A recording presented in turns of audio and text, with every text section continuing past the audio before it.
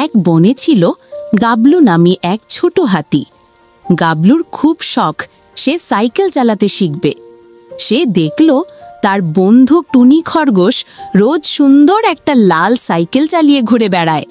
গাবলু ভাবল, আমিও চালাবো।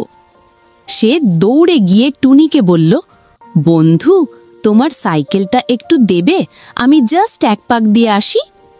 টুনি ভয়ে ভয়ে বলল, কিন্তু ভাই গাবলু, তুমি তো অনেক ভারী, আর আমার সাইকেলটা একদম পিচ্ছি, ওটা তো ভেঙে যাবে। গাবলু হেসে বলল, আরে কিচ্ছু হবে না, আমি খুব সাবধানে চালাবো। এই বলে গাবলু যেই না সাইকেলের সিটে বসলো, অমনি পটাশ করে একটা শব্দ, টায়ার ফেটে হাওয়া ফুস, আর সাইকেলের চাকা হয়ে গেল রুটির মতো চ্যাপ্টা। গাবলু ধপাস করে মাটিতে পড়ে গেল।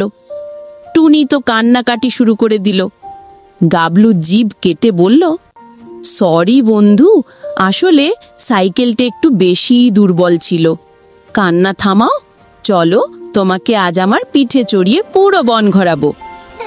শেষে গাবলু টুনিকে পিঠে নিয়ে ঘুরতে বেরোলো, আর দুজনেই খিলখিল করে হাসতে লাগলো।